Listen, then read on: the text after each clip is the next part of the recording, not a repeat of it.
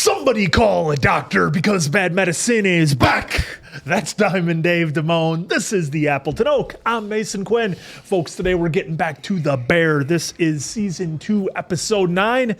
Hey, they passed the fire suppression test. It's all aces from here, right? I wear suits now. Last couple episodes have been so phenomenal. Not that this entire series hasn't, but they really leveled things up. Loving the new direction our crew is going in, but it's only a matter of time before something goes haywire, right? Well, the episode is titled Omelet, so I'm curious to see what is going to take place in this episode, considering the last couple episodes, which have been absolute bangers. Expecting this one to be a banger as well. Let's go!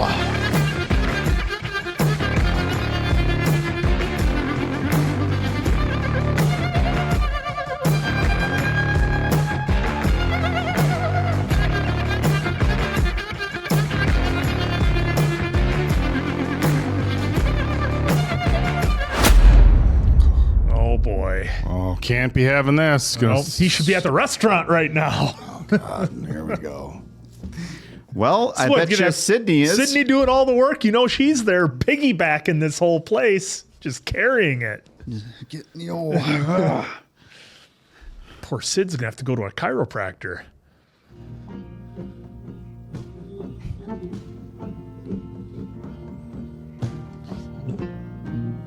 By the way, I know we sound like we're burying this relationship. I'm happy for him. I just don't think it's going to work out. I don't think it's going to work out, but I hope they're happy right now. Pessimists over here. Well, considering the level that he is setting. Oh, no. This is one of those things where chefs who are watching this had to be like, yep, it's relatable. You want me to make you some coffee? Still coming tonight, right? Most definitely. Are you excited? Yeah. I don't believe you. I don't know. I am. It's gonna be really good. I have no idea how you do what you do, but I am excited. Well, Oh, look at Dad coming through. Yeah, I mean, it's Can put a lot of pressure on yourself. for dinner the other night, I had a left Twix, so I think pressure's our friend here. Left Twix. And I'm very proud of you. And if you need to live here forever, I never want you to feel like you have to make everything the thing. wow, after that meeting they had in the diner. Baby, if that's true, then why put so much pressure on this one? Can't have a backup plan. I don't know if I could do another one. It's relatable. It's gonna be really good. I'll see you tonight. Yeah, all right. I'm you, worried about Chef. that tee-up. I shouldn't be. Well, I mean, I am. like I said, after the conversation they had the last time in the diner, that one was way better.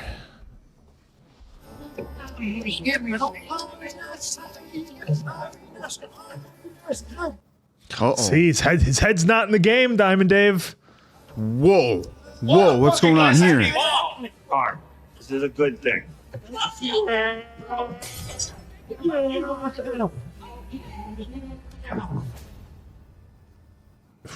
What the? He is going through it. CDC at the most excellent restaurant in the entire United States of America. It's the pressure of everything. It's the day. I wasn't ready for that. No, all those Uh-oh. flashbacks. What surprise does she have? Oh, another restaurant closing. That's the one her she was... friend's restaurant. Yeah. Oh, this episode's teeing up everyone. If we fail, We're done forever, probably. What the hell is that? It's a painting. Yeah, I hate it. Okay, well, I texted you a picture of it and asked if it was okay to hang. All right, so you just hung it up? What's wrong with your I shoulder? said don't answer if it's okay to hang. My shoulder's just, ugh, I don't know. I'm going to start texting people like that. Don't answer. If it's okay. Any idea how we could do that very quickly? Yeah, I do. Jimmy? Jimmy. Jimmy's got to make it happen. Also, I invited Mom. Oh, Oh boy. Oh, You could drive her car through the restaurant. whoa. You invited Mom? I don't want you to freak out if you see her. I don't want you to freak out if you don't. Serve safe is food safety training. It's unlike me. Safety training's unlike you. Painting is unlike me. That Father was crossed out. well, I'm fine on Mom. You sure? I'm fine on Mom. Oh boy. I'll get rid of the painting. Thank you. well, it's going to be interesting to see Mom in a situation where it's not the holidays, where she's not pressured To do anything. to do everything and just do everything. Yeah, just she just has to show up and show up and relax, have a meal. be supportive for the most part, maybe. Not butter the bread with her hands. Oh, I feel if we're a couple minutes in, I feel like the pressure, they just turned it up on us. I feel their pressure. Hey, who is Tony again? The fridge guy. I just missed him. Yeah. I'm sorry. I know you just. I'm sorry. I'm sorry. I feel like at this point I'm putting so much into this, and I don't know, man. It's the same I know. thing that I you've know. been saying. I know. Oh. I just need your focus, like you need mine. I don't want to share it. I'm sorry. Yeah. Yes. Hi. That's fair, Sydney. That's fair. Did you hear from Tom? Who's Tom? Who's Tom? Tom's the fridge guy. Do you have a phone these days? Yes, Nat. I have a phone. Okay. Oh gosh. I don't really have a great relationship with my mom. She's dead. She died when I was like 4. I'm sorry. I feel like I should have known that. Don't. Or something. Don't. So we don't really have the best relationship just because of the whole like dead thing. That'll do it. Oof, wow, this scene. That was Glad they were able to. There he is. Look at Richie Wick over here. Why don't you go lay down? If I lay down, I will never stand up again. Show me the month. Okay, here's that. Do we have reservations, I hope? Is that what we're looking at?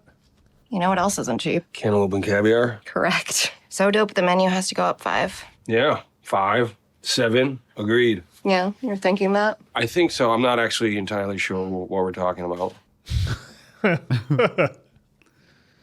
Word. I won't panic yet. I'm not gonna panic. Yeah, likewise, Chef. Yeah, Razor thin margins. I'm panicking. Oh, come on. We got this. Yeah? Mm-hmm. We got this. I mean, the thing they got going for them is that if they do become the best and all these other restaurants are shutting down, they're literally the only game in town. That's one way to look at it. Put her on the left side. Contractor who's left-handed who called you about 50, 11 times. Yes. 50, 11 times. Wow. Wow, the chaos. Carmy, I'm ready when you're ready. That tiny little bit. I love these close-ups. Need the handles at 45-degree angles, okay? We can grab them faster and every second counts. Check! Yes, sir. Every second counts. Every second counts. All right, so we got number 1, Mom's honey bun. Number 3 is Sydney's donut, in parentheses, after Carm destroyed it like a little bitch. He ate it off the floor. Yeah. We can talk about it. Marcus Bacchus from Denmark. Thank you, Chef. Oh, From Denmark. Wow. Wait 1 second. What's this one called? The micro. Oh, nice. Throw down, huh? Chef, Jimmy's out front. Yeah, tea, thank you. I thought he almost had him in a tear there. Ah, That's what I gotta do. You'll be fine. You know, it's an 8-hour online test. Just, have him take it tonight. Business certificate, which certifies that the bear is allowed to do business in and only in the great state of Illinois. Congratulations, partner. God, Jimmy plays this role so friggin' good. First step is complete. Heavy moment, right? I mean, odds are against you, kid. May I share with you a story of complete and utter failure? We gonna learn about Jimmy? They go to the World Series, which at this point they hadn't been in 45 years. He's for the guy caught the home run. Oh, maybe I'll catch you with my glove. And then, maybe I'll catch you with both. He bobbled. Couldn't send the Cubs the ninth. The result of that, bases are loaded. And the result of that, well, breaks loose. Moises Alou going to grab that thing, and the Cubs going to be 4 outs from the pennant. But instead, just as Moises is jumping for the ball, a fan in the stands, Ah! I remember that. dude, with a goddamn ball flying towards him in a major league sporting venue, he tries to catch it. Bumps into Moises' glove. The Bartman. Wasn't his name Bartman? Yeah. Cubbies. Bartman. Yep. Yeah. And Bartman. everyone wants to kill little Stevie Bartman. But then all of a sudden, all those are a wash because of Stephen Bartman.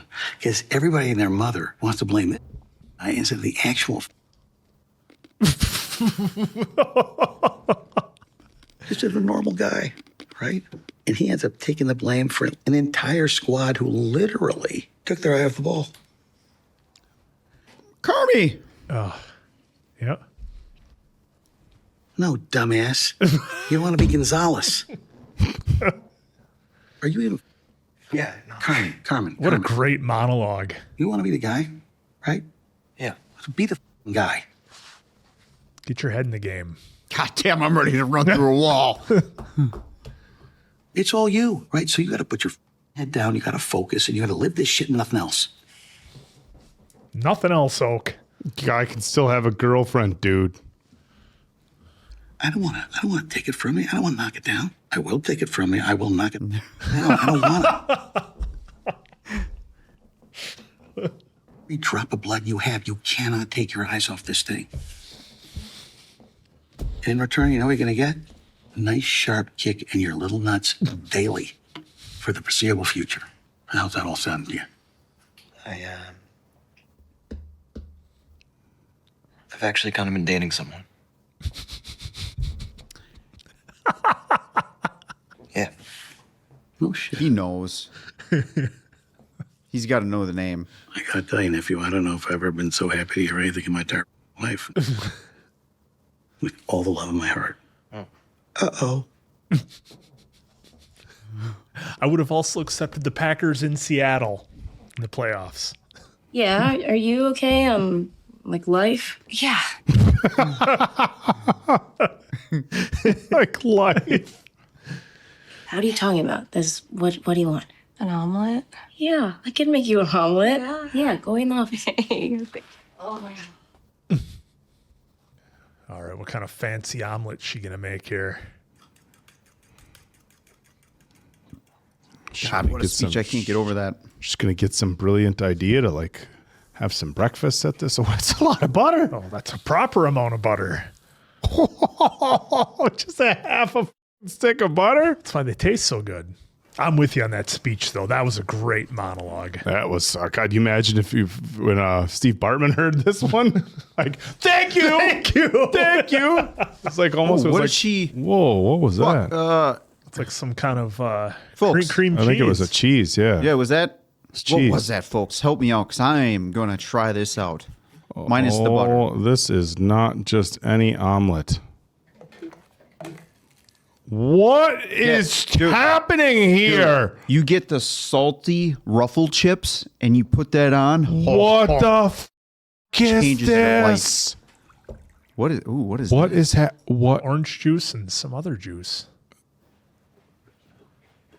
What just happened? It's cream cheese omelet. It's delicious.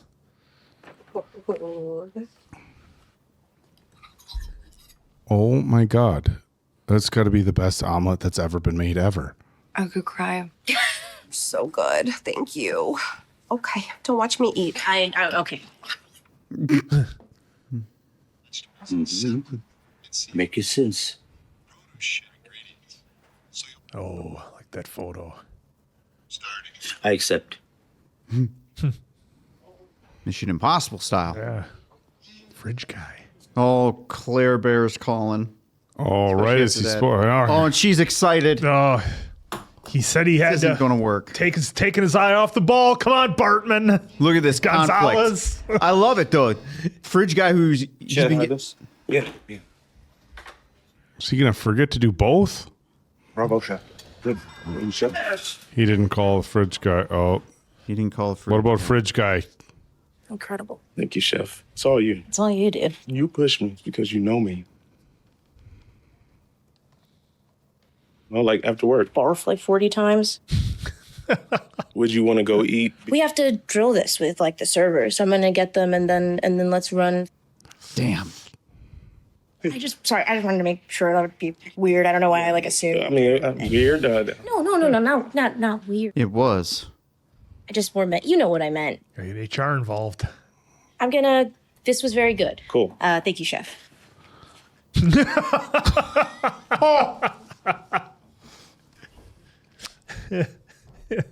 All right. I'm going to... Just take it slow. I'm Oh, worried. boy. Okay. Well, I'm worried. Everyone's getting in relationships and we haven't even opened yet. Thank you all so much for all your hard work. There's nowhere else in the world I'd rather be than right. We read the room. When we walk into this room, we enter into a state of profound, heightened sensitivity. Now, who remembers? He whispered, "Listen better."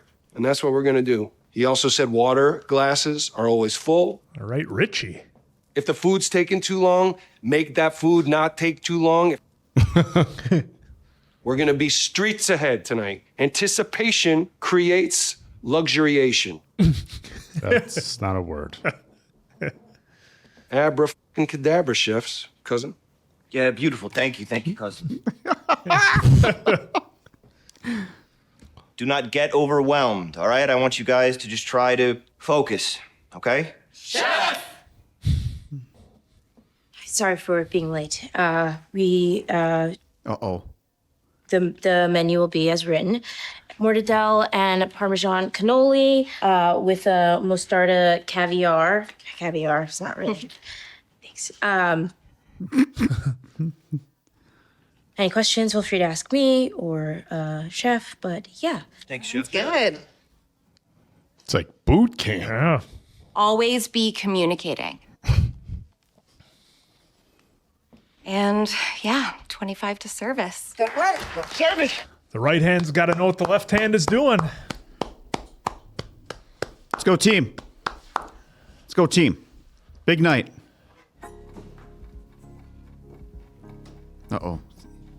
Well, seems solid. I feel like any little tiny thing is just going to... Oh, they anchored the tables to the floor? I'm so excited, but I'm scared, but I'm I'm aware. I don't know what that chunk of metal is for. Find a screwdriver. Can I get one, please? in front of house, and I don't know where screwdrivers are. Yeah, screwdrivers. Yeah. Kenny, come on, here. Got it on me. He has it in his pocket. Got it on him. Is Claire Bear coming tonight? Yeah, no, I believe she is, yeah. She's nice. Yeah, I like Claire, cousin. Yeah, no, I like her too. Well, he missed her voicemail. Guys look handsome. Good job. Well, that's right. He can't grab the calls all the time. That's what voicemail is for. Call back later. Al Capone shit. Dude. These guys. Hey, can you come here, help me for a sec? It's a little uneven. If you could just get under here and hold that top up. Okay. All right. You deserve my full focus. And I'm sorry. No, don't. It's Like, thank you for saying that. I'm also, she was really nice. I'm sure she's great. She's great. Yeah, she's so great. It scares the shit out of me. Well, just remember what Jimmy said. Yep. Because Jimmy needs to get paid. What are you scared of? It's not working. Get that side. I'll hold it up. What are those hooks on the side of the table for? I think they adjust the table so that it's level, I think. No, but there's like stuff sticking out the side. You see that? Yeah. I guess I'm scared that, like, I don't have what it takes to, like, not f this up. Yeah, not gonna fuck it up. Come on, Sid. I f things up all the time, like every day. Yeah, but not like this. Open up, Sid. Open up more. Do this without. I couldn't do it without you. Oh, we could. Have you seen him the last few weeks? You've been carrying this thing, Sid. You make me better at this. Huge compliment. Yep. You still have to cook, right? Best part of my day, like 10 minutes ago. Yeah. I made Nat an omelet. Love taking care of people. Acts of service. Mm-hmm. It's a love language, folks. There's some And put chives and potato chips on top. I bet that was fire. Oh, delicious. Sour cream and onion? Interesting. What if no one comes? Nobody comes. And if they do come, and the food is like total ass. That ain't happening. And what if I just like completely fail?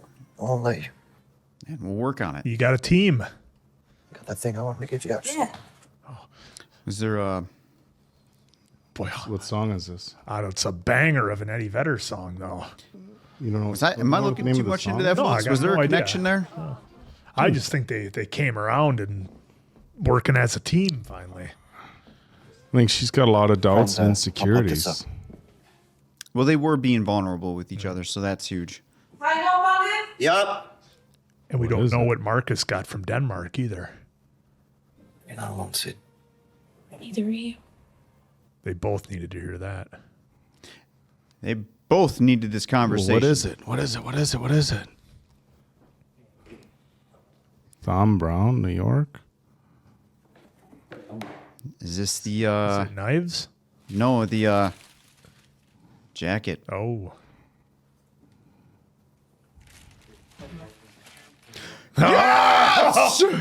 Get some AC/DC. Are those stripes on it like a special for a certain position? I don't know. I'm not a chef, but I'm hearing some AC/DC, so it's all good. Oh, the way they're shooting this is awesome. 5 minutes to open. Chef. Lights up. This cost them like $2 million. Grills. Hot. Chef. All right, this is our dry run. Fish for pickup on 7 fishes should be portioned. Did you taste it? Yes. 7 fishes. Yikes. That's all right, Bob. That's a farm for But you wouldn't let us in the front. That's good. Oh, that's good. We got AC/DC! We did. We got it! Only cost them $2 million. Right now. This should be my spot. We met earlier on. You look good, bud. You look good. Get this guy out of here. Listen, Jeff, I still been using your knife. I'm sorry I didn't give it back. I don't remember ever asking you for it back. Oh, nice. Oh. 15 minute stagger. 30 minutes till we're packed. 45 minutes till we're in the shit. For the guy? Let it rip. Our mother of victory. Pray for us.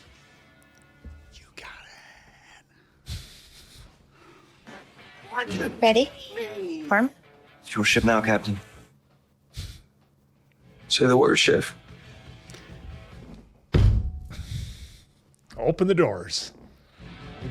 Let it rip. Let it rip! All Let it right. rip. Let's go!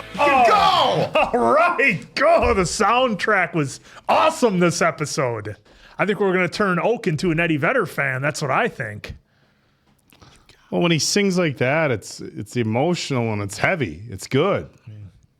We're just going to let this one play out a We're little just bit. letting 'cause this one. we're- 38 seconds. Hey, they paid for AC/DC. They want us to enjoy We're it. going to listen. Oak, you can lead the charge. You don't care much for this. We do.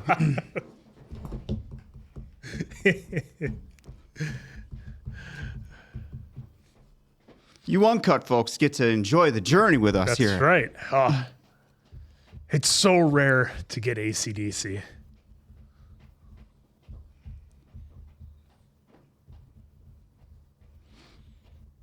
One more time, quick. Oh, folks. Oh, what an episode. Fantastic So many great one-on-one acting monologues, I guess if that's the right terminology for it, that we had back and forth. Sydney and Carm there, I thought was great underneath the table. And what I liked is that they were both doing something that they don't normally do. Like, look, they're fixing tables using screwdrivers, not spatulas, right? I mean, so it's kind of like it just gave them a moment to kind of talk, get to their feelings, what they were both kind of going through here at this moment. And it gave Carmy a chance to kind of apologize a little bit, gave Sid some time to kind of, I don't even know if she really needed to apologize. She's been kind of carrying things, but just let Carmy know where she's coming from. They kind of talked about Claire a little bit. Like, just so many things that needed to be said that should have been said maybe a couple episodes ago finally happened, and we needed that before the restaurant opened up.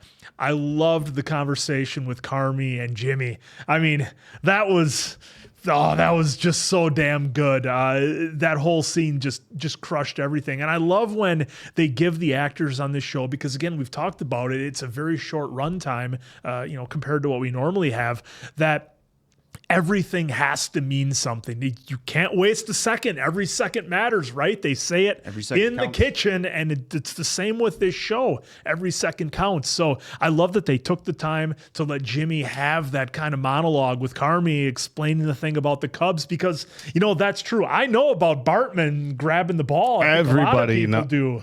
Dude, everybody knows about Bartman. Nobody knows about Gonzalez. And yep. I mean, you said you knew, but I know of you're aware Gonzalez. Of I don't totally have the memory of everything that you listed, but I'm sure it did happen. I just remember a guy. I think after the Cubs won the World Series, it was like everybody officially buried the hatchet with Bartman, and the guy could go out in public again. Well, remember up until they won a World Series, that was everyone's dying moment for them to go, if I remember right, because the curse. All that stuff. And then this guy comes along, steals it from Lou, and then we're back to we're fucking cursed. Yep. And you know how the story plays out. But and it was a great story, because I think Carmy needed to hear that, and he even got it wrong when he's like, "Oh, don't be Bartman." No, you dummy, don't be Gonzalez, because he's got everything kind of funnels down to Carmy, and he's got folks helping him out for sure, but at the end of the day, it all comes down to him. And I think they highlighted that with, the fridge was one thing, he's hanging out with Claire and, not being completely focused on the restaurant, which, is safe. That's fair. That's how relationships usually happen, right? When you least expect it,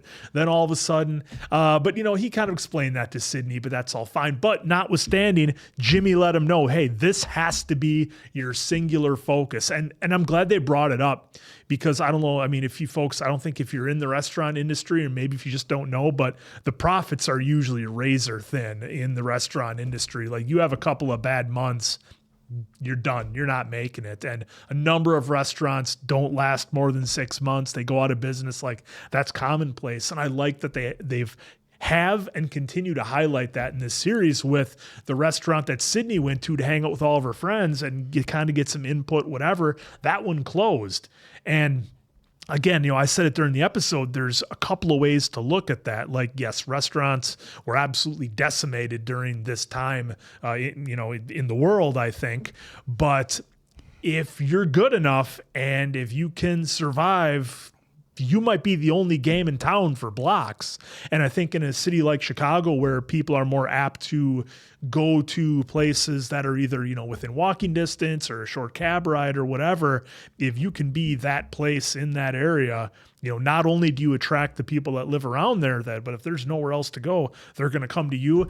And, hopefully that list that Richie had, that's only loaded up for a week and a half or so, that will then, maybe get booked up for 6 months. Who knows? I think that's the goal. But again, the one-on-one dialogue in here, I thought was so great. Everybody had a little bit of a chance to shine. The Marcus and Sydney interaction was fun.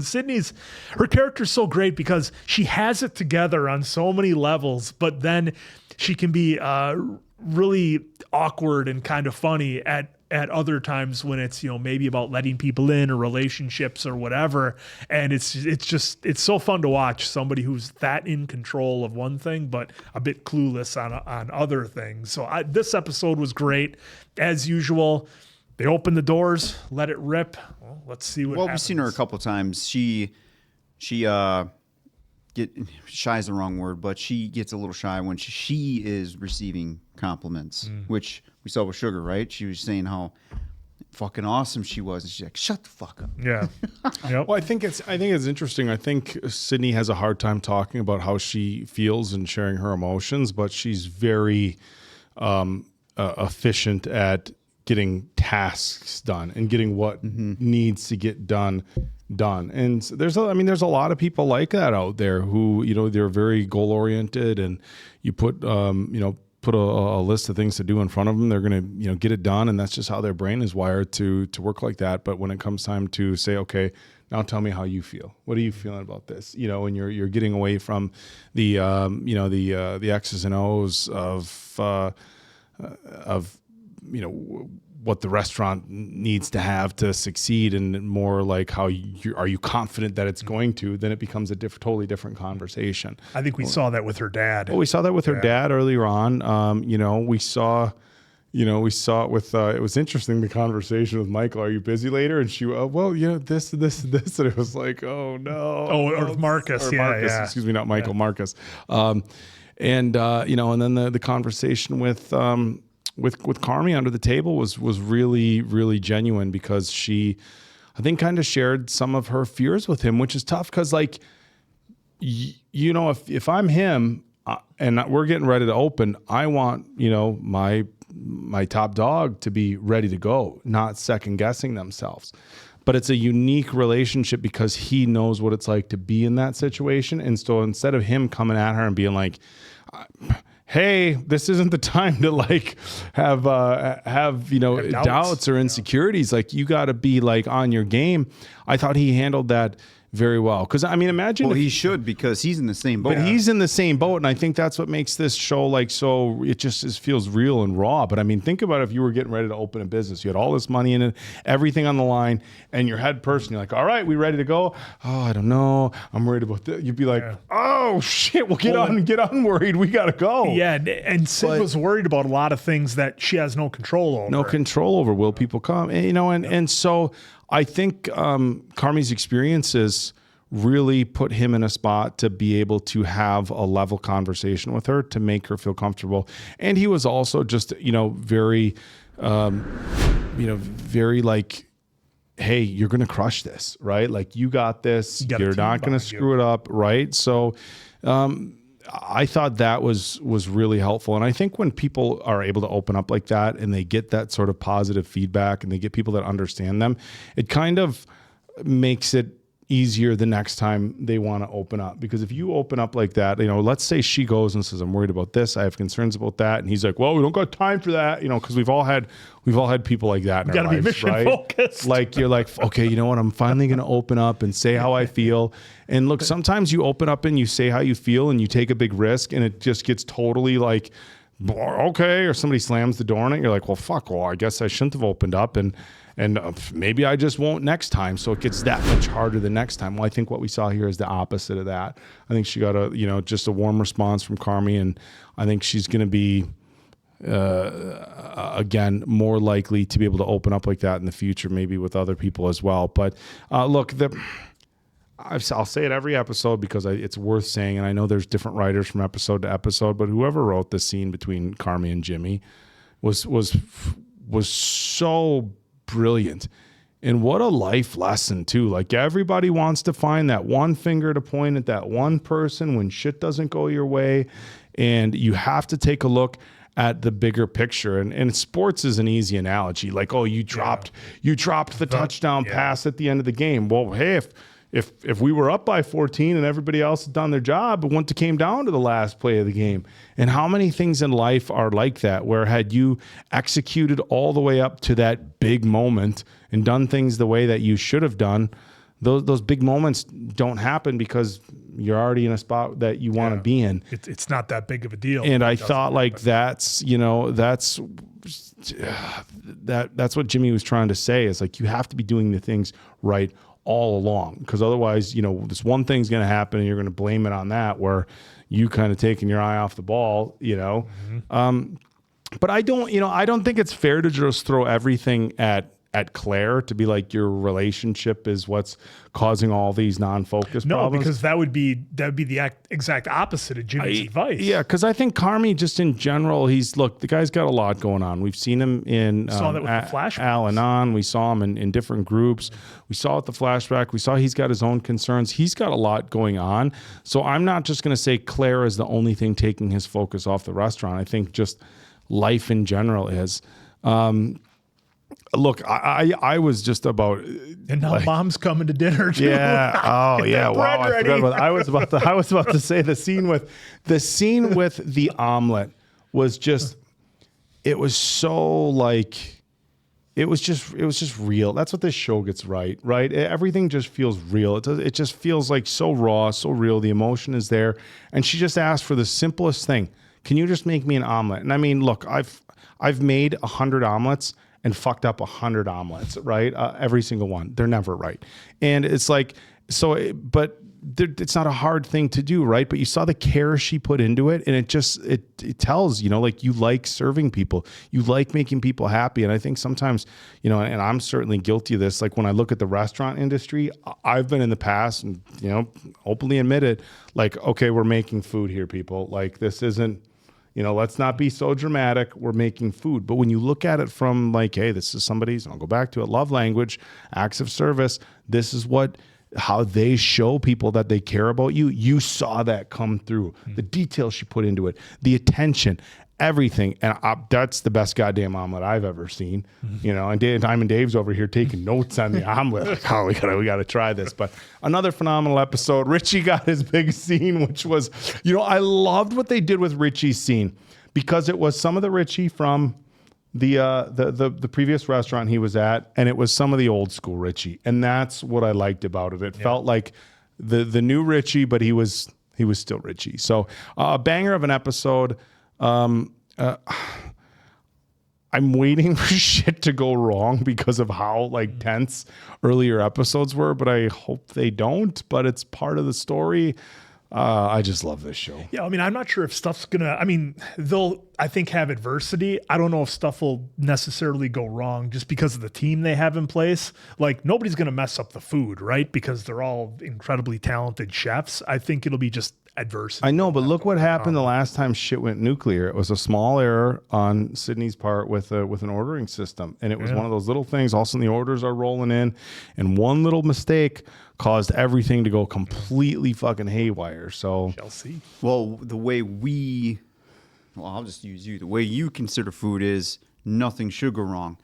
They are trying to hit every element, perfection in there, right? Because remember, however many episodes ago it was, he, what was it to Sid? He's like, I said it was, paraphrasing, I said it was good, not great. That kind of thing. Yeah. So, yeah. Not what did he say? Was it not perfect yet? Yeah, Close it was to not perfect. It was something like that. Yeah, something like that. Giant paraphrase there. Yeah. But that's the kind of level that they're hitting to where average Mason Quinn. My palate wouldn't know the difference. My palate, hey, this is good enough for me, right? I personally would rank this as, and I'm being biased because of the AC/DC in here, but there was a lot of elements that made this episode really good.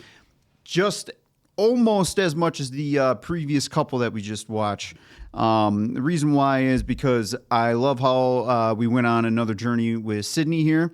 We got to explore some situations with her, right? Marcus kind of shooting his shot. We saw her love for making food, which they reiterated with Carmy bringing it up. He's like, you still love to make food. And then she brought up the best time of my day was the 10 minutes I did to make an omelet for Sugar. So she clearly loves food, acts of service, like you were saying, Oak. For Carmy, this was kind of a slightly burial for him, right? Because it was set up by himself, nobody else. He kept getting reminded, hey, I text you. Do you have a phone? How many times does that sit throughout this episode? Yep. Do you have a phone? Yes, I have a phone.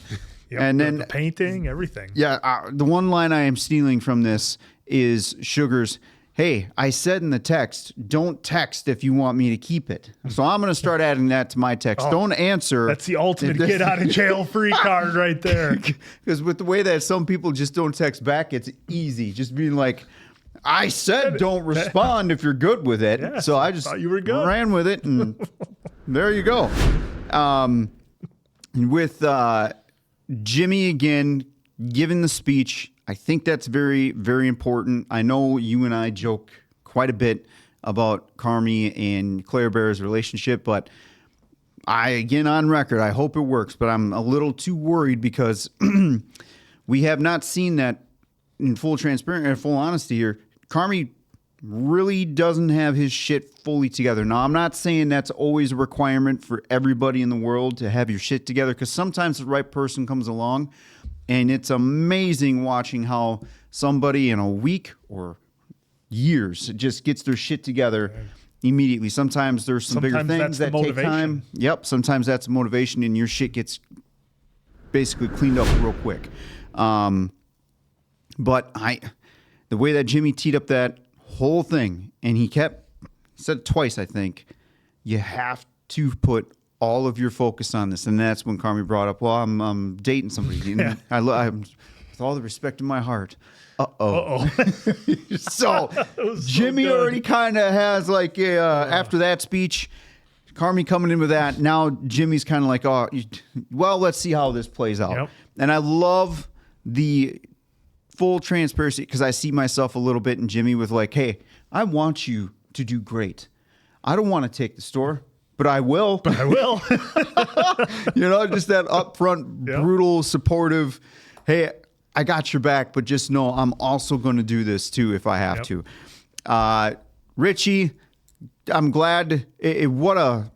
But I mean, this is kind of almost like Richie's season. I know the store or the restaurant opening is a big deal, and we're going to be going home with the store opening here, I hope. I mean, I want to see the family come in, the family and friends night. I hope that's what's happening in the next episode. Well, it's like they all need the restaurant to work for them. Like, cause it's transformed Richie into this better version of himself. And Sydney said as much with her dad, I don't know what I'm going to do if this doesn't work, because I don't know if I can do it again. It's like they all need this to hit. Yeah, and that's how that's what I felt in this first, I think it was 12 minutes of the episode, how they were leading that off with this episode.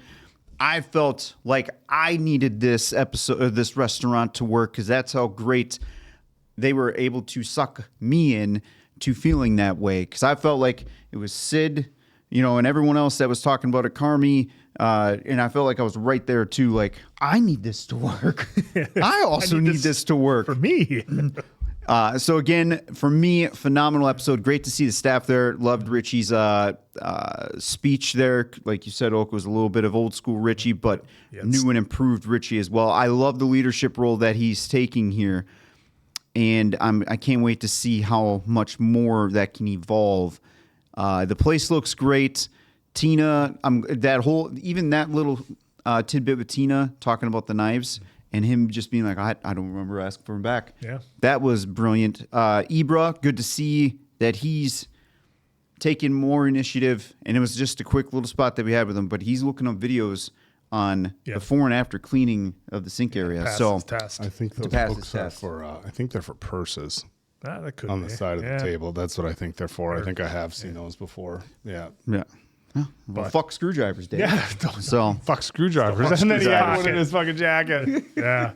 But overall, I'm sure I'm missing some. But either way, fantastic episode. I cannot wait to see the next one. This whole show is just so brilliant. Absolutely. Well, I can't wait. And I got to make that omelet. Minus maybe the sour cream and cheese. Maybe we should film that. Yeah, I don't think we should film it. No, we could have our own bad medicine series of Diamond Dave making the food that they feature on The Bear. No, I can't make all of it. As soon as you make the Michael, I'll be impressed. No, that might take some time. I want to try without the sour cream chips I want to try with the sour cream chips. If you do it with the regular chips, that's not what I said at all. That's what you're implying. That's not what I'm implying. Wow, you said you didn't want to try it with the chips. No, with the sour cream.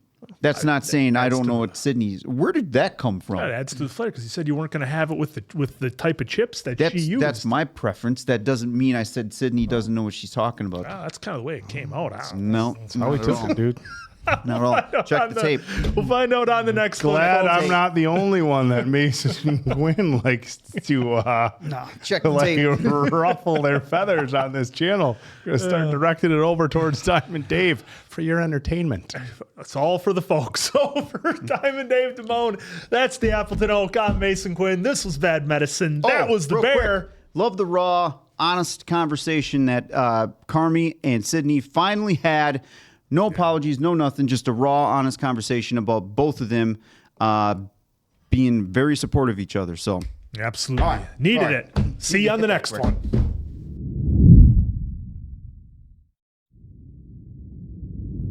Let's pick up that first course. And Cannolis all day, chef. I see an order coming in for 6. What's going on? Did you see him 6 tops, or he's just sitting in a meeting? I'll talk to him. All right, guys, let's hustle. What's going on with the cannolis? Okay, got an order coming in. 2 bucatini, 2 T-bones. Oh, the music. And they got that alarm going off, too. I love the musical, everything on that transition of just I think it's the best. that to this. Yeah. Hey, there's our guy. Hey. Jim, hey, how's everything, guys? Everything is fantastic. And hey, you're looking sharp, young man. Thanks so much for coming by. Yeah, I'll see you soon. You saw him earlier, right, folks, in the season? How's the wine? Yeah, it's okay. It's okay? I got better stuff at home. That's a Cru Beaujolais. Jag off. Yo. I told you not to go back there. Look at you, go back there. I told you. Shh. Friends and family, you can get away with that. How was everything, guys? Listen, She made this it. is pretty great. Thanks. We're so glad you guys are here. I'm Richie, by the way. Heard so much about you. Oh, only good, I hope. Interesting they're not showing Kelly. Karen and I, we grew up together. That is a fact. He's Carmy's cousin. I am indeed his cousin, yes. You know he loves you very much. Well, you know what? I love him very much, too. Please don't tell him. Okay. All right, I'll be back soon, guys. Gentlemen? He made it. All right, I was a little worried. I shouldn't be. I'm really glad to hear you say that. Thank you so much. Your daughter is very important to us. Very special to me, too. That's good for him to hear. Drinks are on their way. You're too kind, but I'm really a soda guy. I don't drink. We are well aware, sir. The bear pop service, Mr. Donovan? This guy just buckets of soda. T? Hey, come here, please. Jim, can I get caviar? I'll remember what he said in the last episode. This is to Josh, cover your station, okay? test the crack. Yep, find the mistakes. What does that even mean? It means I don't know where the went. Okay, you stay on your station. I'll cover Josh's station. Marcus! Hi. Chef, what's up, man? Sid, tickets, please. When they come out, just put them to the corresponding place. So that's where Yes, sir. that'll go there. Yeah. Hey, look, and I just want to say something. Everything has been fine. Never mind. Now's not the time. Yep. Got to park that for a couple hours. Behind. Hey, let's Oh, love it. God, that transition so great. Sweetie, I want you to know that. Hey, give me the odds. The odds of what? Odds she shows. Dude, What, honey? Dude. Dude to his wife. special and cool and great this place is, and how I'm like the most proud of you ever. And That's everything. What's the vibe? We're diving. Yeah. Food's going too slow. Which tables? All teams. All teams. I gotta talk to Marcus. Marcus, you're down 12 Right red back. sets. Genius. Your dad's on 40. He's good. Thank you. Chef. Yeah. Remember you promised me we wouldn't run out of forks? Yeah. Guess what the just happened? So bread's out of force. Yeah, Bear, we ran out of forks. I'm gonna buy you a calculator. All right, bye. Gary, go to the closest store, buy every goddamn fork they got, chef. Cousin, Claire's on 31. Okay, go say hi. Yeah, eventually. Eventually? Where the is Josh? No, just go. Just. Yo, Chef Sydney, I need it all day. Hey, kind. And I here it understand what comes. Richie's trying to do. but Here it goes. let's start moving this bread, please. Focaccia. Hands. Hands coming. What are the 3 people just standing there for? Are they like food runners or? Maybe they're just there to observe for a bit until they jump in for their turn, maybe. I don't know. the atmosphere that the music sets for in there versus the back. Yeah. It's like super chill out here and total chaos. I'd be sending Pete to go get forks. Dude, do me a solid. Go get forks. Easier now. Because you love this. Then, like, you're not as pissed all the time. Wow. Not as pissed all the time. I have to go fix the toilet. Oh, boy.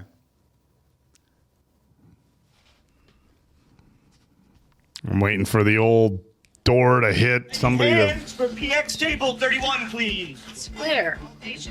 That's right. All right, I got it. Is it now the best time to do that? No choice. Oh. Chef, you were needed in the bathroom. Chef, toilet is folks. Yes, chef. Handling chef. Yes, chef. Oh, Oh, no. boy. He didn't. Sorry.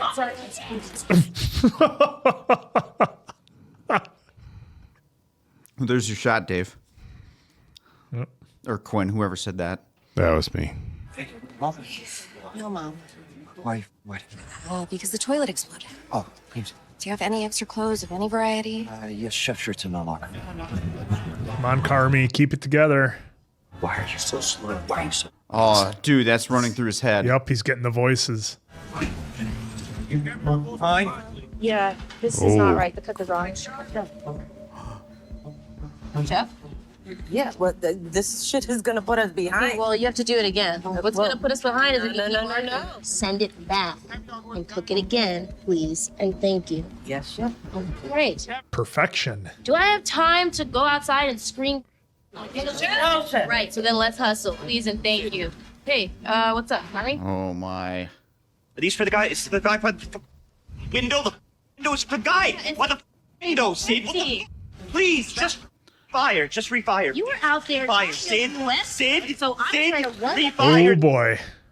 Whoa. Refire. Watch it, dude. We get. Pull it back just a hair.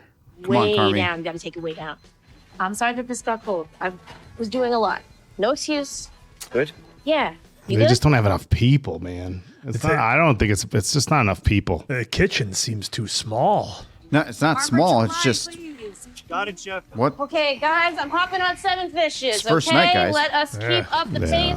It's the And it's handle on friends. that It's knife. friends and family, dude. If I showed up at my friends and family restaurant, well, however long it took, however the food was, you go there and you understand. Yeah, but from their standpoint, they're trying to find the. I see. The weak Okay, spots. Carm, are you? Yo, Carm, can you hear me? He's stuck in the Carm, can you hear me? fridge. Yeah. He never called the fridge guy. Oh.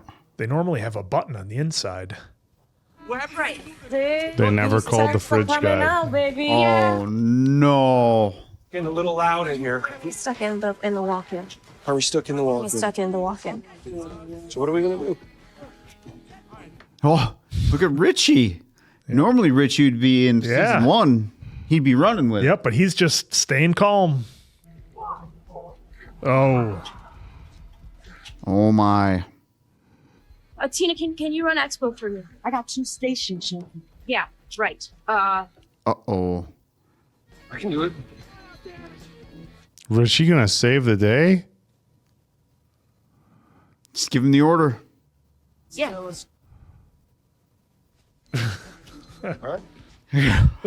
Here we go.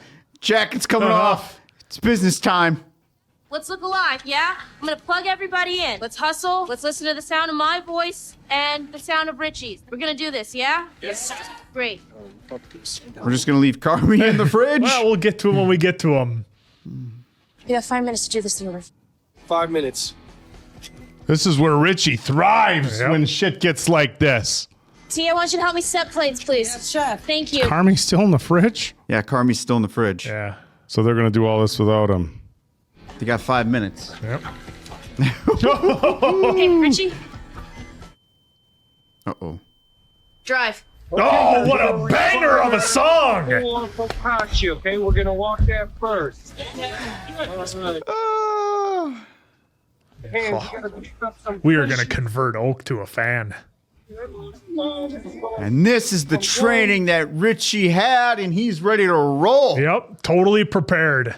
I need some more hands here, guys. What we got? We got a focaccia. Making it happen. Table 20. Thank you very much. Yeah. And we need one more walking bucatini to 30.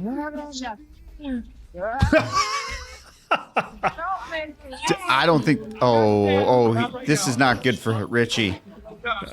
He's imagining all the bad stuff. We're lagging on these He's 7 fishes. pissed at Marcus, himself can you for please sure hop now. on But her? everything's working out. Daniela, how's pasta? Good chef. By the way, Where's this is Carmy? what's gonna. Told him called him. Hey, not now. Please. Can you help me wipe dishes? Yes, chef. Thank you, chef. Carm, you okay? No. You nuts? It's so scary out there. No, you're nice. So just be nice. You know, pour water, pour wine, read minds, just check in. Do this. I can't do this, but you know, New World Order, pal.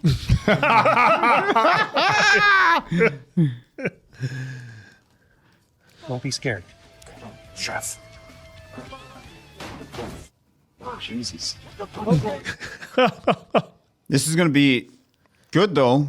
By the time he gets out, he's going to see that the crew did this without him. Yep, and everything was Exactly fine. what's happening here. Hands, He put please. everybody in a Table spot to 14, succeed go. without Table him. 12, go. We're going to walk table 21. At least for one night. Yeah. Marcus, we're going to 86 them a start. Emmanuel doesn't do cherry, Chef. Thank you. Chef. There's all of our silverware. 48 menus down, so we are full board, okay? We need to Full board. grill, guys. Who's ready to party right now? All right, Richie. 15, walking 20, walking God, I 32. kind of feel bad for Come on, Carmy the guys, more come they on. keep showing him. Yeah. Fishes 4x4x4. Okay, but you're walking 21 caviar. That's 5x4x2. Fire T-bone 2x4x5. Richie just coming through. I've never seen a steak prepared like that where the bone is up like that and it's No. already cut. Never. Guys, we are almost out of the woods. Let's just keep going. I love you guys. Here we go. You're no good at faster, motherfucker. Keep going faster. Why are you so slow? Oh, Follow this isn't it? he's seeing him at the restaurant. You should be dead. Oh, Joel McHale. This is one of the biggest nights of Carmy's life, and he's stuck in a fridge. Yep. That's a proud dad right there. Yep. Patterson. Yeah. Dude, congrats, brother. Oh, dude, thank you so much. We're gonna be such a good daddy. Oh, thanks. Yeah. And here's Mom. We're finishing a heater before she comes in. Oh, no. All right, Pete, we need you to be a rock star here. Dee Dee. Oh, shit. No. I don't want you to tell them I was out Oh, here. no. It's totally okay. We got a seat for you. Oh, no, I was thinking. Oh my gosh, it's so cold out here. Just come on. Nat is so pumped to see you. It'll be so fun. Carm is killing it. You'd be so proud of them. Look at Pete. I just don't think I can take it. What can you take? I want you to go back in. Just don't tell them you saw me because this isn't Dee Dee, what do you mean you can't take it? Pete. My guy. I love them so much. I don't know how to show it. Oh, wow.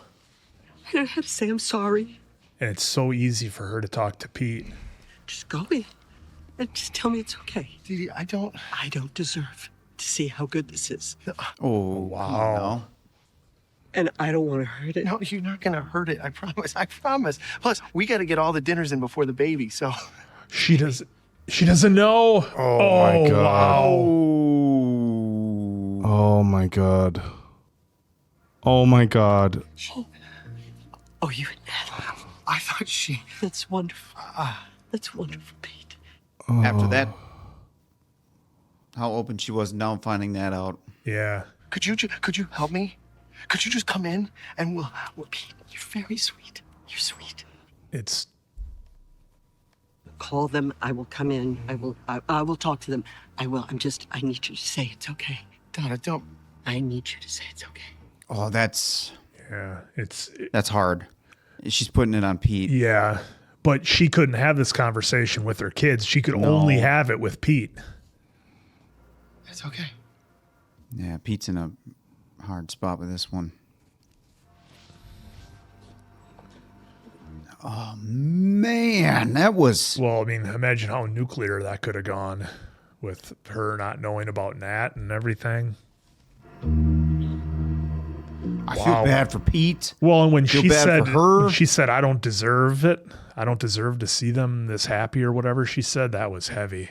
Yo, where's the new kid? It's here. Let's find Chef. Yo, Marcus, find that motherfucker. Yes, Chef. Okay, and you! Ah, he did it. All right. Fuck yeah. See, this is one of those nights where it's totally fucked, but for the rest of your life, you got a great story. First night, locked in the fridge. I don't know if he's going to look at it as a great story. Well, not right now. He's going to look at it like he said over and over and over, I would do it. I will do it. I will do it. I will do it. I will do it. And he didn't do it. Yeah. And the fridge handle's been a thing for a minute now, Yeah, too. a couple episodes. A good couple episodes. Dude, what the you doing? Dog, is that? Oh, God. Barely. Dude, I'm so sorry. No, just a little bit. It helps me work. Wild. Oh, no. Well, he's gone. We were... Oh, this whole... Apologize. He went outside to smoke meth. So great. Oh, poor Pete, man.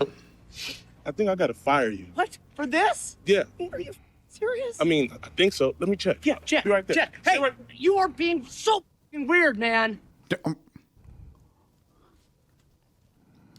What isn't easy? You know, it's a lot of people, a lot of history. It's just a lot. He's trying to cover for her. I wouldn't hold it against her. No. Not this one. Not this one. Yes. I know things have been weird between us today. I'm just saying, I think My I found man. something that'll make it better. Okay, what is that? I found Josh smoking crack in the alley.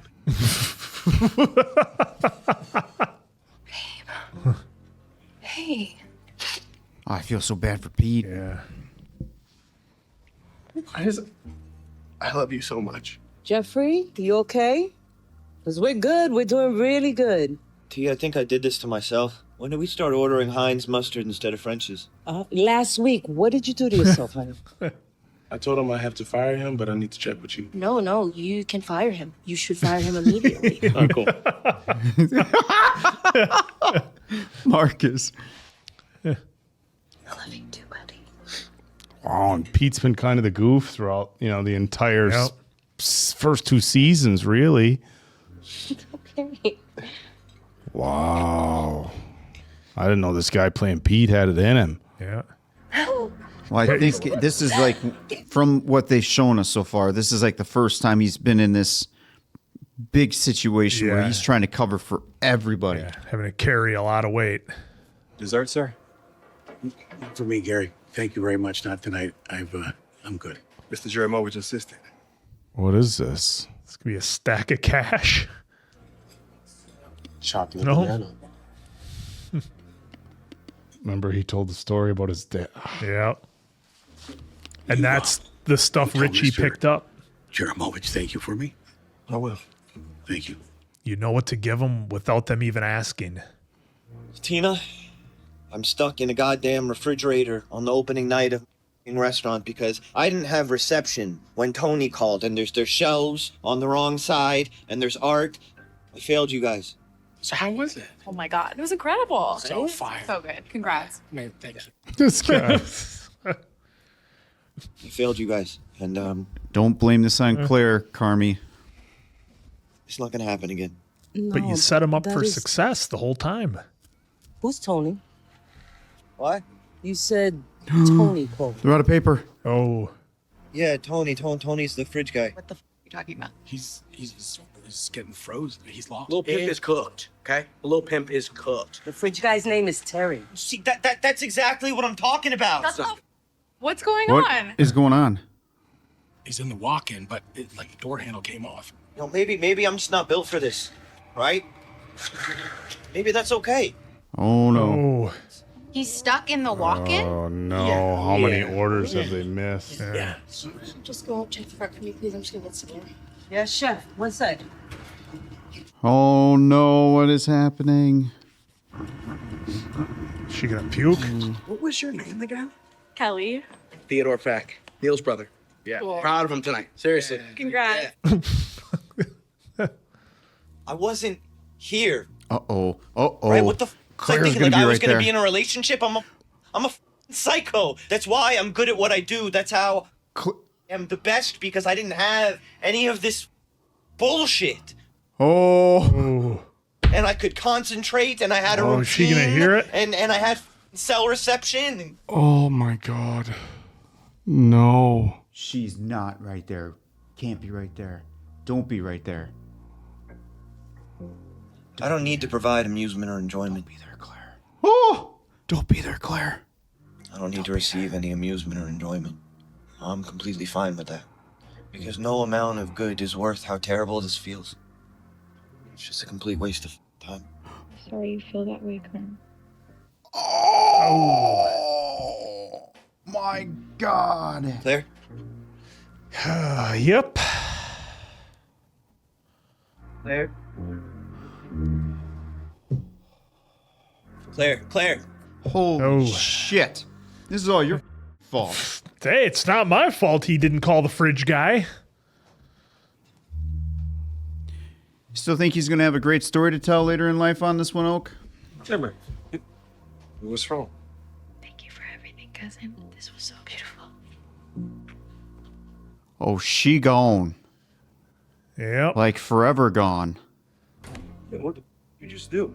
I don't know. I don't know what she heard. Fucking asshole, what did you just say to that fucking girl? Shut the up and get me the out of here, please. Oh, yeah, I'll get you the out of there, Donna. You just say? Oh. What did you just say? Nothing. Richie, what the did you say? Oh! Yeah, here we go. Didn't have shit Yeah, without me. all right. Oh.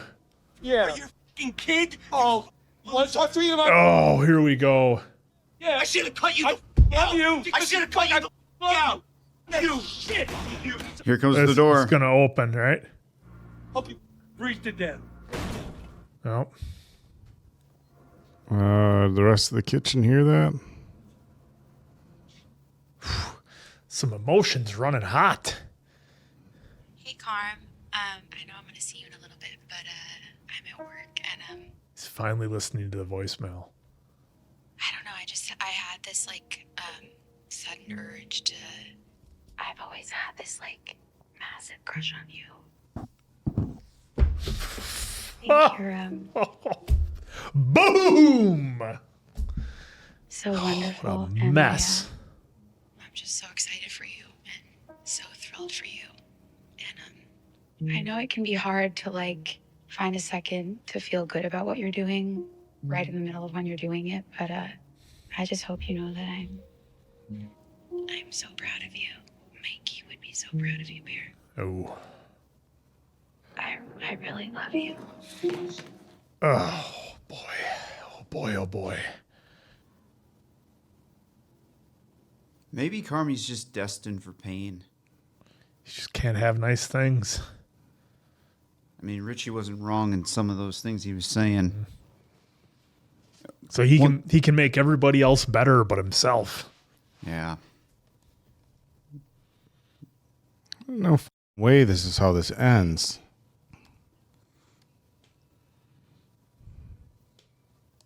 Oh, we finally see what he got. Luca. From Luca. He needed that.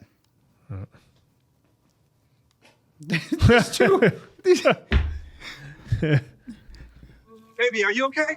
No. Yeah, I'm good. Sorry. You're not supposed to. I knew you were busy and I was trying not to bother you. No, come on. No, it's fine. I was free.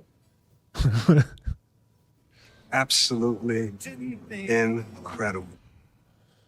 Baby, it's the thing. Dad approves. Yep. Dad's all in. Yep.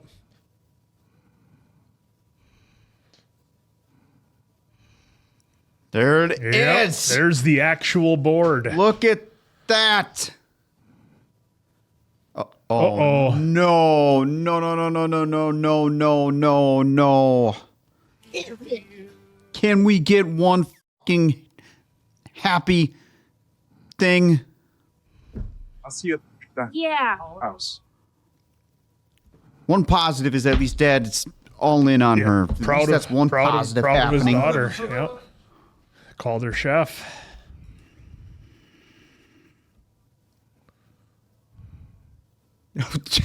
That was a hell of a send-off for Claire Bear. Yep. There ain't no way that she's going to be in season 3. No, that's donezo. You don't come back from that. Yeah, you enjoy some happiness, Sid. Yeah. Well, that it was to find the cracks and the weak points. What a fucking episode, man. Oh my God. The shots they did with Joel McHale sitting in the restaurant like he was there and Carmy was hearing his voice. I mean, look, Carmy's got to come to grips with himself. Like, he's done an admirable job getting everybody to be their best and to deliver and, you know, to help to get everybody to work together to make this whole restaurant work. But he has got to figure himself out because it's just going to self-destruct unless he gets it together. And he needs to allow himself to be happy and to realize what he's done and move on from the past. Like, look, I mean, you can't keep dragging that stuff around with you. And yeah, it's easy to say, oh, forget about the past and move on. But it's like you need to also realize what you have in front of you right now. And Carmy has got to be able to find a way to focus on that and forget all this BS with Joel McHale's character, everything I just that caught happened that right with there his mom. on that playback right there. When Carmy did that look back into the corner and he mentioned the corner earlier and then all the flashbacks. I missed that in the first part. Oh, that's where he was thinking of it was Joel. Yeah, that he thought he saw Joel sitting there. Yeah, because they did the hard cut to it where they showed him for a while. Yeah. But man, I mean, look, the whole purpose of opening night here was to find the cracks, was to find the weaknesses. Like, would you rather have it happen here or happen on the real opening night with your real customers who aren't going to be as nice as friends and family, certainly. But look, this episode was a pressure cooker and it exploded with Richie and Carmy. And again, they've had blow-ups before. Look, everybody has, but some of the stuff that they said to each other was really harsh. And I don't know how you come back from that because, you know, there's some truth in what they were saying and in the way that, and when I say there's some truth, I mean, they do believe, both Carmy and Richie, they believe some of what they said, you know, was it partial truths and then they just cranked it up to 11 because they were pissed? Maybe, but in the back of their mind, those thoughts... They were trying to throw daggers. Yeah, those thoughts are there, and so it means they think it if it's in their head and they said it. You know, you can say, hey, I apologize, I was out of line, but you still had those thoughts and you still thought it. So I don't know how they're going to come back from that. We got Marcus had to fire a chef that was smoking meth behind the fence, so that's great. We got that. Plus, he's 86, so who knows how that's going to play out. But look, that last part with the printing machine running out of paper, and that just took Sydney. It just took her out of the game. And I'm glad that her dad was there. As much as she may not have wanted him to see her in that state, she needed Dad to tell her, yes, chef, everything was great. The food was awesome. You delivered. And I thought she needed that despite everything that went wrong. So just a massive pressure cooker of an episode. Pete had to carry the weight of the entire family in this episode. Just out of the blue, he had to carry all that and had to deal with it. And it had to be him. It couldn't be anybody else. I don't know if it'll make the cut. I said it, but there's no way that she's having that conversation with anybody else other than Pete. And I think Pete's the only one who would kind of let it play out the way it did. So good for his character to see that as well. And the last thing I'll end with here is that we saw the phone with all the missed calls from the mom's nurse. So what does that mean? What kind of state is that? Is that before she went somewhere she shouldn't have? Being that, you know, maybe she wasn't supposed to go to the restaurant or something worse. I'm hoping it's not something worse, but with this show, who knows? Dude, that was Marcus's phone from Marcus's mom's caretaker. Yeah, that was I thought caretaker. Because it's right, because he bumped his phone. Because when I saw Christy, mom's nurse, I was thinking that was Dee's nurse. No, okay, well, that's... Marcus's. Well, that's even worse. I think we probably know what happened there. Yeah. So I liked my version better, other than what really happened. My version was better, was somewhat not as terrible, but that can't be good for Marcus. After he just went through, being up here, getting the gift from Luca, and now, well, we'll see how that all plays out. But yeah, pressure cooker of an episode, ton of emotions. Not quite up there with episode 7 from season 1 for emotions, but wow, it was just a slow build to total chaos. I heard an analogy once that if you take a piece of paper and you crumple it up, you uncrumple it, you can lay it down flat, you can put books on top of it, but you can do whatever, but you can never uncrumple it, you can never get the wrinkles out. And the analogy was for the things that we say to other people and how we say them. Words that are said can never be taken back. And if the things that Carmy said to Richie were, and I know you touched on it, like you always wonder, did they come from a place of anger?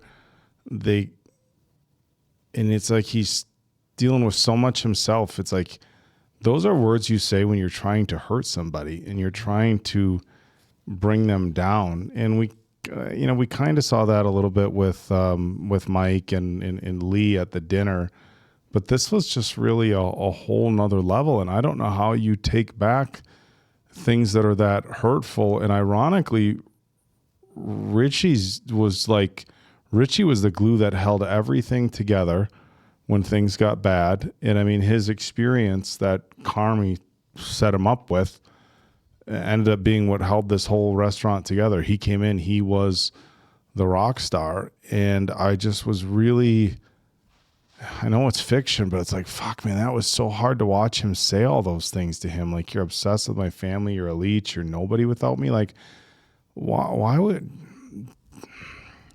I know we say things when we get angry sometimes that just because you're angry, but...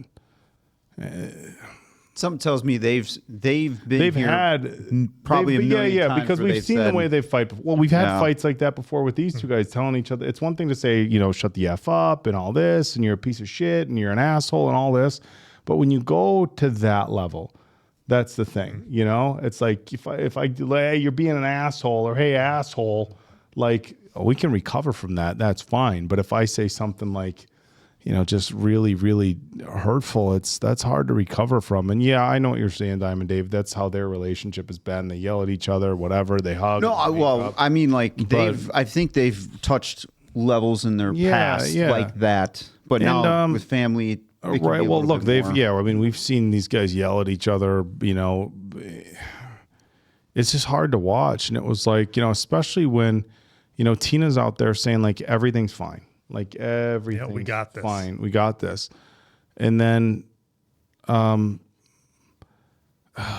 this episode it's so much to unpack. I mean, it's been such an incredible 2 seasons, and you're looking so much forward to this night, and so much went right as far as everybody who had the experience. They loved it, right? Dad loved it. Everybody thought the food was great.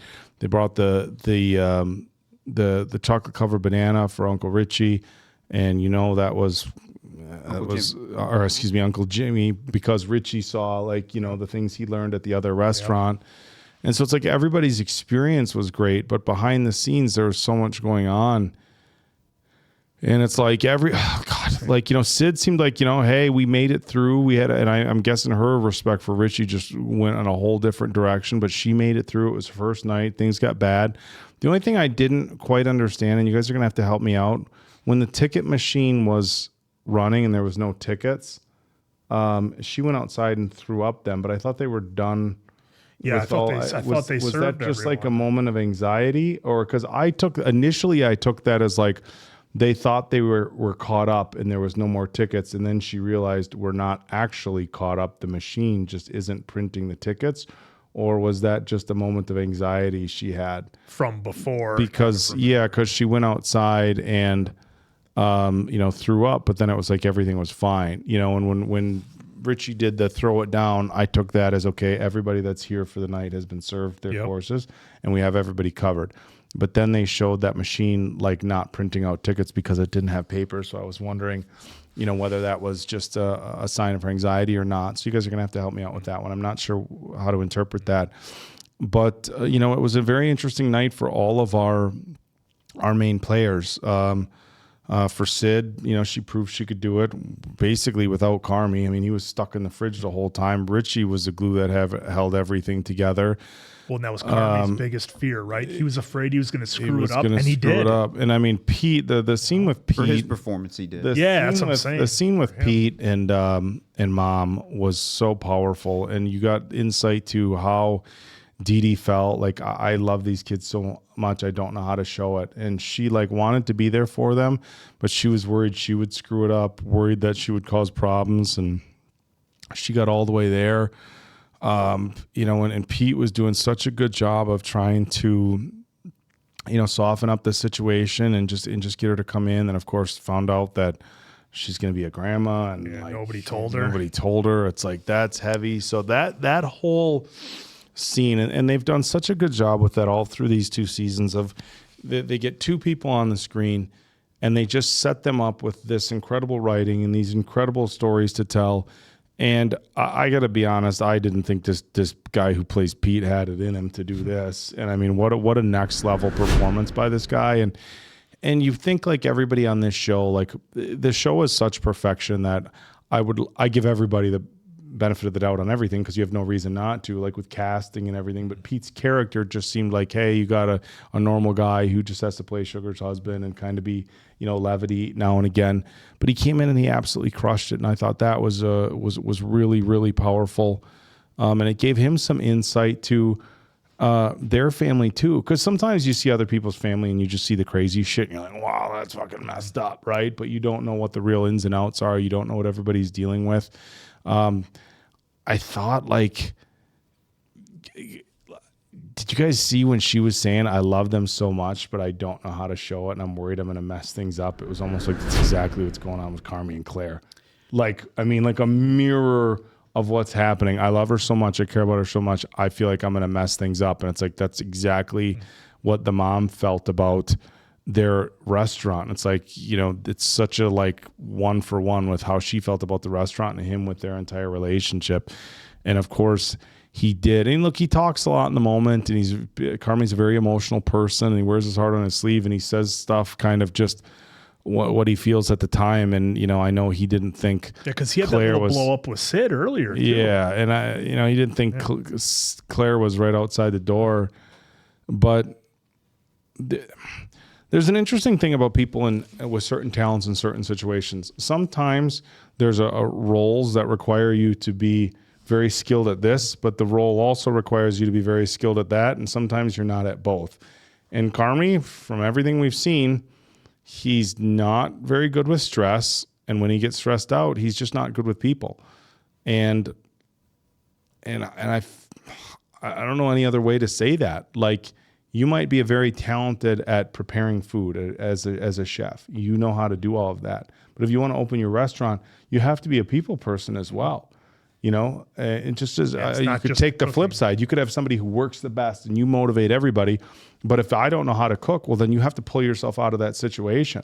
And right now it's almost a situation where, look, if based on this episode, I'm telling Carmy, go cook, and that's all you're going to do. And I'm telling Richie and Sid to run the restaurant. That's all I'm doing. I'm telling Carmy, you're not making any decisions. You're not doing any of this. You prepare the food and you do that. But as far as running this place, you're not emotionally equipped, or at least right now, you're not in the headspace. Maybe that's the pressure of opening nights. I understand that, but everybody has that pressure of opening nights. And guess what? Now you're going to have a real opening night coming soon. How is it going to be different? And right now, Carmy is not in a space where he should be running this restaurant. He's in a space where he needs to focus on bettering himself, whatever that looks like.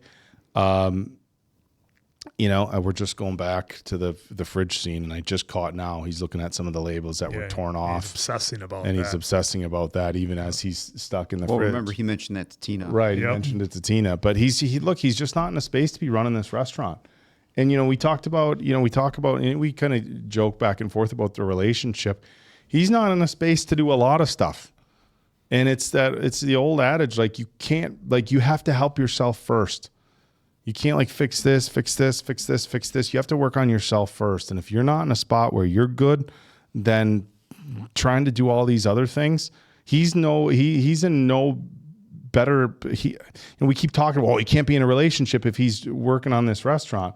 Well, it's like, dude, you're not in a spot even to be running this restaurant right now. How many times did you have to be told the fridge thing? Yup, skipped it. Even the forks, they've shown that. And you can't put that on the relationship. It's just, he's just got to work on himself. And it's weird. It's like you almost feel like you're giving a friend advice. Like, dude, you got to get your shit together before you can worry about a relationship. Yeah, because I agree with you. Like, you know what? I'll say it. Dude, you're not in a spot to be in a relationship right now. But guess what else you're not in a spot in? To be running a fucking restaurant. You're not in a spot to be doing anything other than doing whatever it is you need to do to get your shit together and figure out how to start.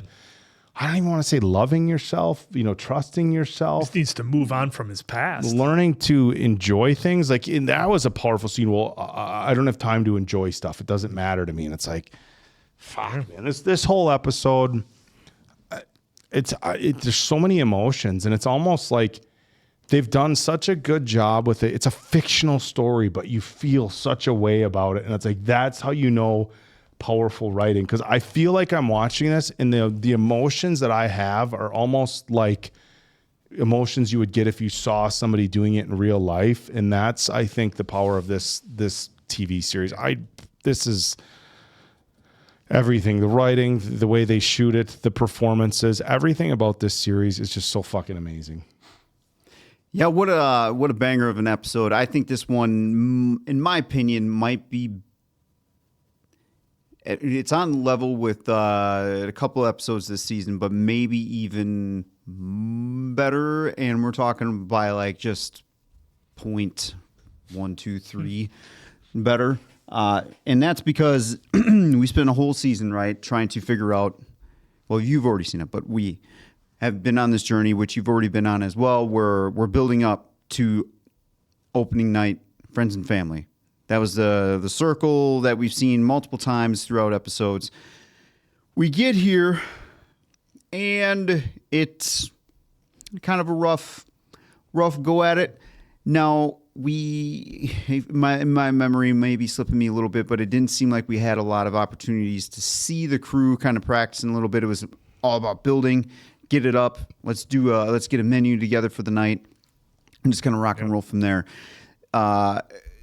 I'm in it, like Carmy said, this is designed to see what's good, paraphrasing, of course, what works, what doesn't work, what we need to improve on, because this is basically the night that we need to make improvements, especially for the real opening night. Because we all know Friends and Family, there's probably going to be a few that could be honest, but I don't think too many would be brutally honest in a bad way, but who knows, right?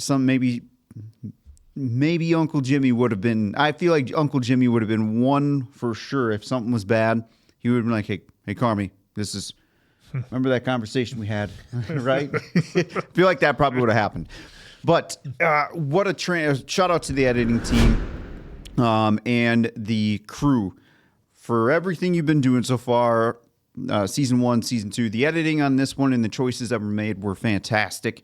The kitchen, going through the door, you're getting the atmosphere change immediately when you go through that door from the dining room, kitchen, dining room. That change of music, that change of technically kind of pace, right? That the entire atmosphere was changing, and you felt that every single time. So that's why editing on everything is important. Of course, story is too. But a shout out to the editor on this one. I think it was only one that I thought I saw. So shout out to you. The stories that were being told here, yeah, I know I kind of joked around with the whole Claire Bear thing.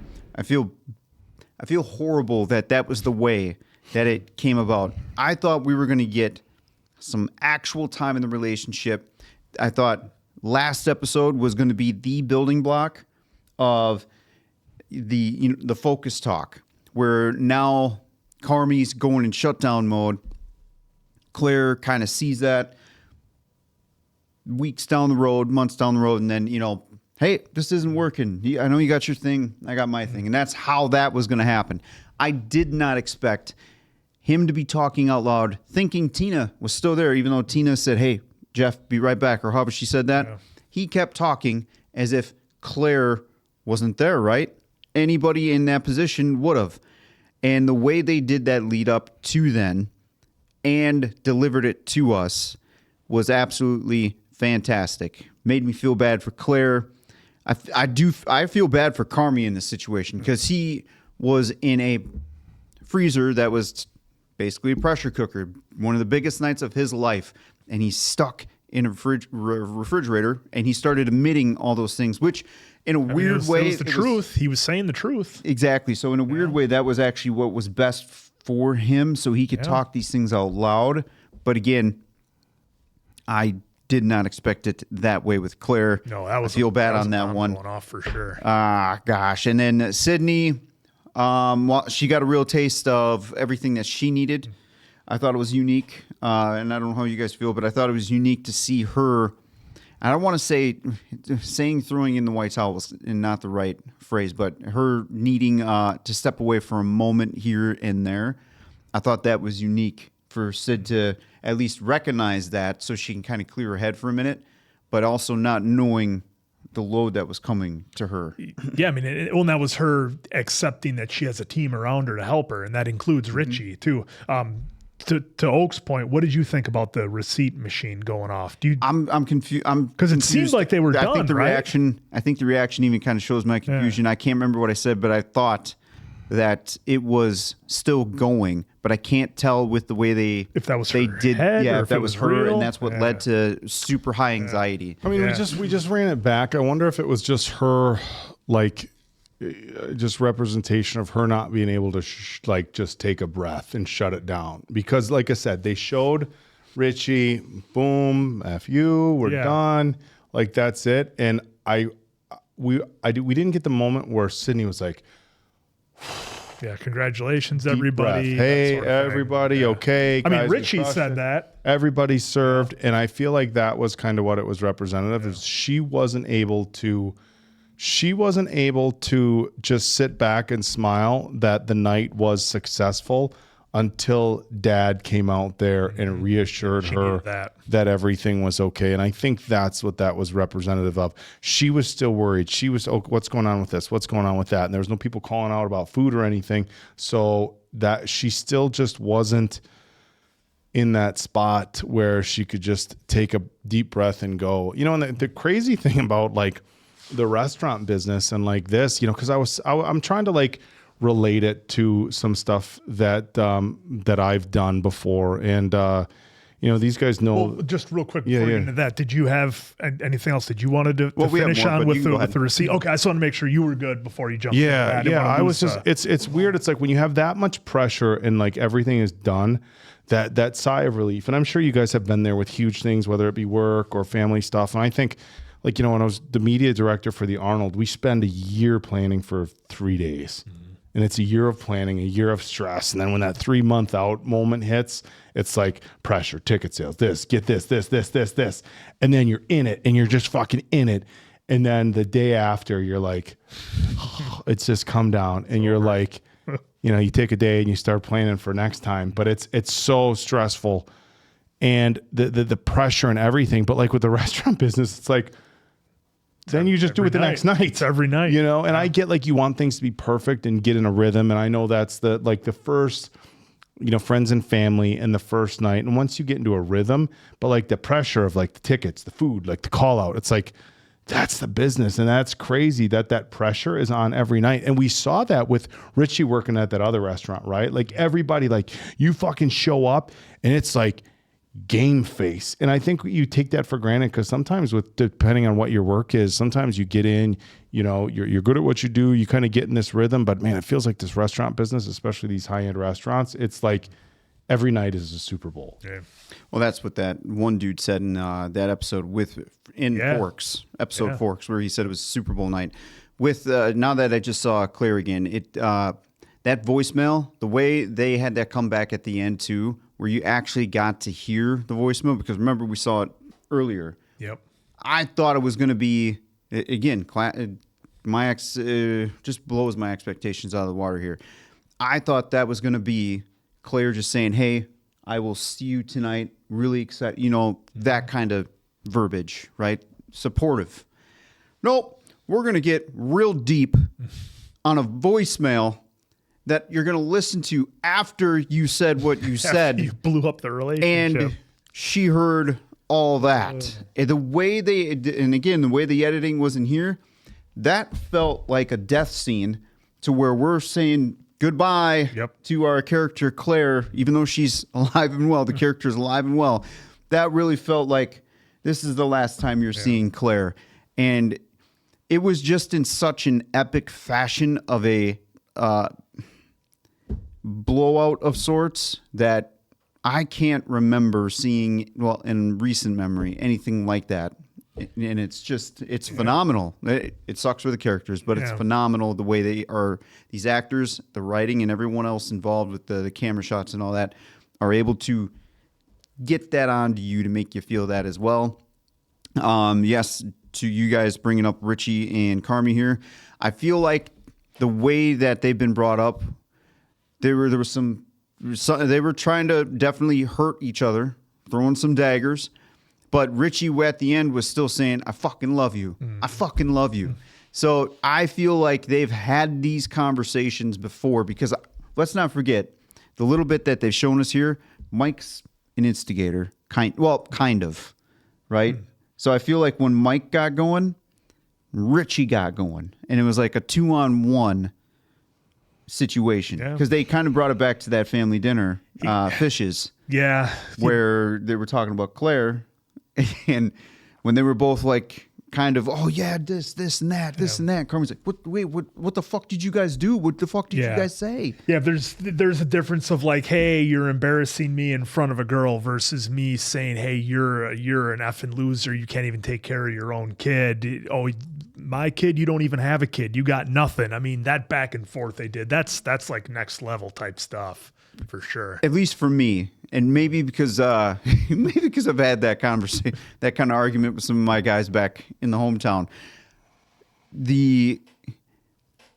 I feel like some folks will vibe with you on that for what you said, but then there are some folks where it's just like these two where, hey, water on the bridge, we're good, cuz, and then it's done. It's squashed and then move on. And I think that can be said for a lot of types of arguments that you have with people. And I've had those arguments. I think it's just when you cut a little too deep, like, hey, he brought up his kid. Like, hey, don't don't. You're nothing without. But then Richie, so we just ran it back. Richie did call him Donna. So it's like Richie called him his mom. And it's like, that's what set Carm off, and there's a lot of, honestly, I think there's a lot of parallels there between Carm and his mom. You guys think that, what I was thinking watching this back? God, do you think Jeremy Allen White had to fucking just decompress after each season of this shit? He's a pro. I'm sure. I gotta imagine. It's so some crazy. Some of these actors say they have to take. So they don't bring it home. Do you think Jeremy had to just step away from it all and just he put so much into this? I wonder if he I'm watching it and you just don't. He's so fucking good.